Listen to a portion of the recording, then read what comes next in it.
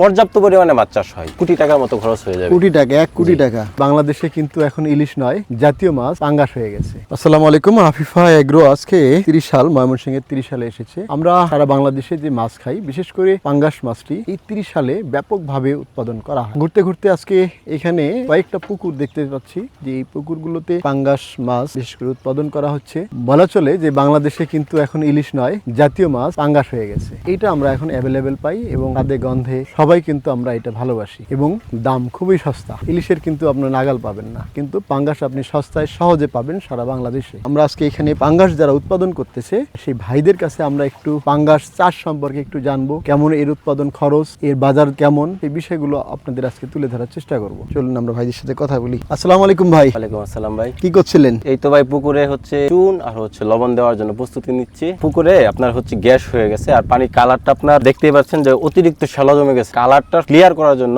চুন আর হচ্ছে লবণ দেওয়া লাগে। এটা কত শতাংশ কিভাবে দেন? পুকুর আমাদের তো কাঠা হিসেবে জমি, ডাক্তারের কাছে জানি যে এক কাঠার মধ্যে ধরেন কালকে আমরা 50 কেজি চুন আনছি, 40 কেজি, এটাতে আপনার হচ্ছে 20 কেজি চুন দেবো। এখানে 8 কাঠা জমি আছে, প্রায় 35% উপরে। 35% 20 কেজি, 25% হাফ কেজির মতো প্রায়। এটা দেওয়ার পরে পানিটা স্বচ্ছ হয়ে যাবে, পানিটা স্বচ্ছ হবে আর হচ্ছে এবং আপনার এই মাছের গ্যাসটা- খাবার যে আছে খাবারটা ওটা আবার আগে যেতে বাইরে যাবে। সারা বাংলাদেশে আমরা জানি যে আপনাদের এই 30 সাল হচ্ছে পাঙ্গাস সহ অন্যান্য মাছগুলো উৎপাদন করা হয়। বিশেষ করে পাঙ্গাস আমরা জানি যে 30 সালে বিখ্যাত। পাঙ্গাস মাছ যদি আপনার 30 সালে উৎপাদন না করতেন, আমার মনে হয় দ্বিগুণ দাম হয়ে যেত বাজারে। আপনার মনে করেন এইখানে আমাদের 30 সালে যে 17 গ্রাম আছে বা চকপাসপাড়া যেটা বলেন, এই দক্ষিণের দিকে মাছ চাষ অল্প হয়। পুরাবাড়ি আছে, ধানিখলা, বইলর, পর্যাপ্ত পরিমাণে মাছ চাষ হয়। একটু যদি ধারণা দেন যে এই যে পাঙ্গাসে যে আপনার চাষ করতেছেন, এখানে আপনার টোটাল কত শতাংশ জায়গার মধ্যে এই চাষটা করছেন, খরচ কত এবং লাভ আপনার কত আশা করছেন? আসলে এটা তো আল্লাহ পাকে ভালো জানে, উৎপাদনের উপর নির্ভর করবে। তারপরেও তো যেহেতু দীর্ঘদিন থেকে করেন, একটা ধারণা রয়েছে। টোটাল এখানে আপনার 25 কাঠার উপর জমি আছে। এইখানে যে আপনার